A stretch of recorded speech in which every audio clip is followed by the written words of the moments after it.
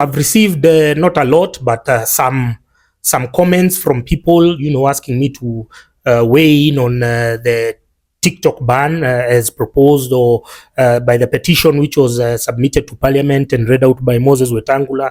I think it was seconded by Didmas Baraza of the Kenya Kusha regime.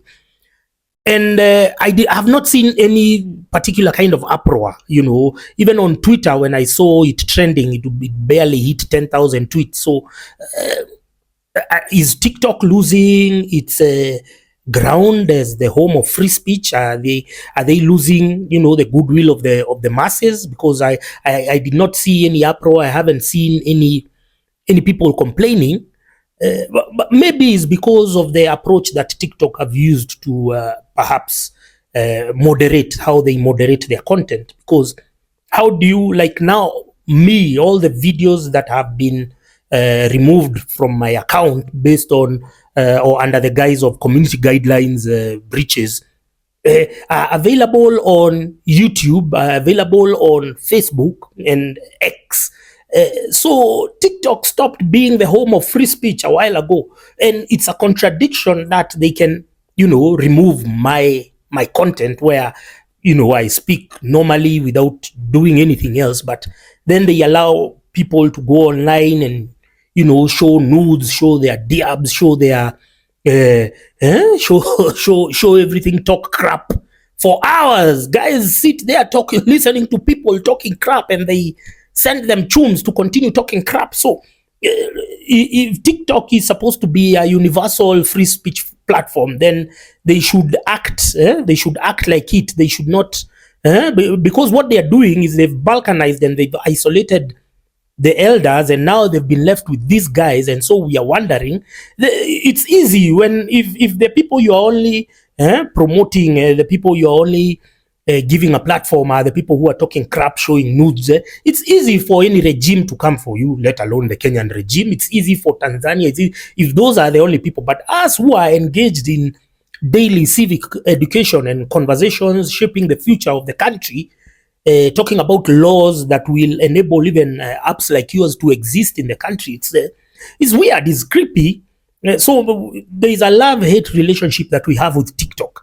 It's good when the algorithm boasts your opinions once in a while, but their moderation policy, it's almost like the people in TikTok know who to target, who to protect, who to shield, who to amplify.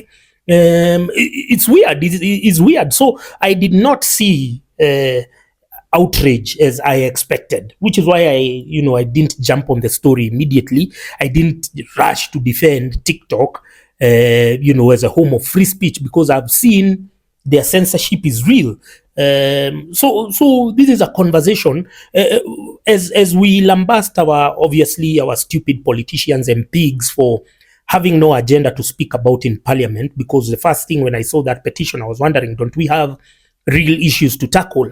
We are talking about debt. We are talking about Kenya Kusha have borrowed 1.56 trillion within the first 1 year in office.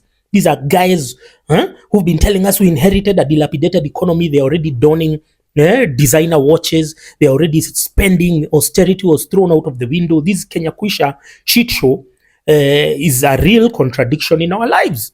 You understand? So don't they have anything better to talk about? I would prefer that the useless MPs who are in Parliament would have discussed something like TikTok and monetization. It's Twitter has been bought. The hostile takeover by Elon Musk has happened, and Elon Musk has already started paying out Kenyan creators, Kenyan tweeps, even before TikTok, which has stayed for longer than Twitter under Elon Musk. YouTube has been paying and supporting local creators. Facebook, I don't understand how Facebook works, but I would expect that based on the popularity and the growing usage of TikTok, the first thing MPs are talking about is legal parameters to force TikTok to pay creators, and not just the people who are twerking and going live, but the people who are pushing out content every other day. I would expect that, but our MPs are very stupid. And we understand that TikTok has balkanized their age group, because if you look at like any of my posts, you can see the ratios, you can see male and female, you can see the age group, you can see 18 to 24, 31%, you can see 25 to 34. That's where the bulk is, 25 to 34. Those are the people we've been talking to, 35 to 44 occasionally. So you can see people above 45. They are feeling isolated by this app, maybe because of its technological, challenges. Using it is requires some bit of skill here and there. So we can feel the frustrations of the MPs, or can we call them MPs, because they have nothing to talk about. Then they always come to the field, pretending that they are championing their interests, but they are not. They are, all of them read from the same script. They eat CDF money, and then they come to gaslight the masses, to tell them that they play the tribal card. Last week you saw this guy called Kaluma, GDP Kaluma, the MP of Homa Bay town, and he was on Ken Mijungu's show, and then he says, I cannot debate stupid people from Mount Kenya. You'd think he's a genius. You'd think that Homa Bay is the bastion of development, that other constituencies and other MPs are going to Homa Bay to benchmark because of his... and then now, yesterday, this thing has really irked me. Yesterday, I saw a tweet from the same George Peter Kaluma. He says that... while spending our money to revive coffee and tea, our money, they are the only ones who pay taxes.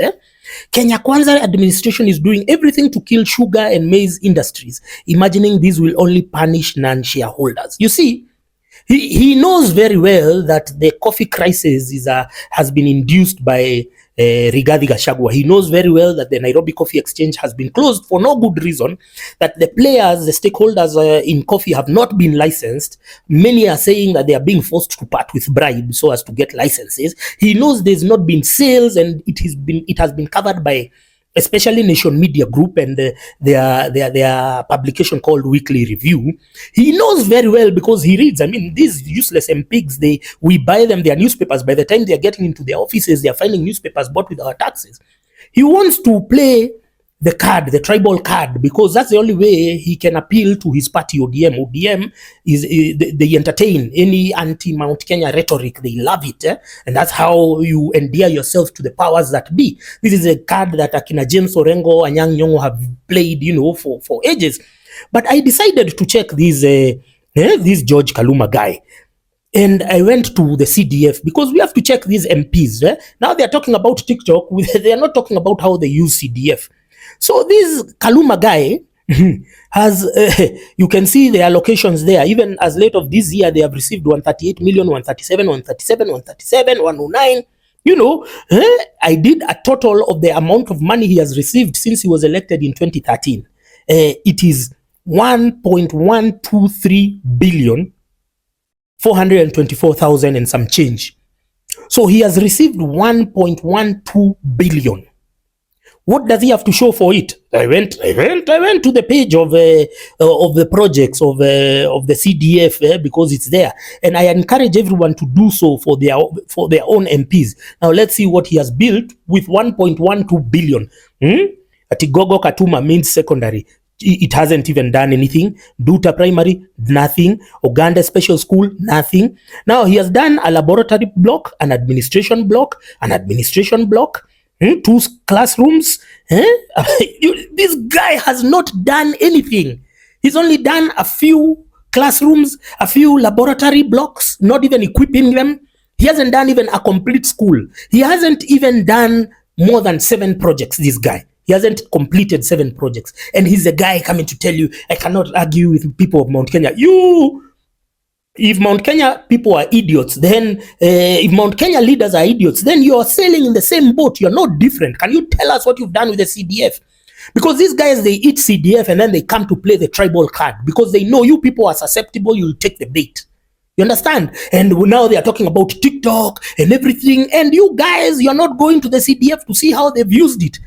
I told you Mohaji Chopevu, at least in his own toxicity, he has built like 6 schools in Nyali. What has this guy done, this Kaluma guy done? Nothing. He's just there saying, Mount Kenya people, we are a coffee has been destroyed by our own people, but he wants to play the tribal card.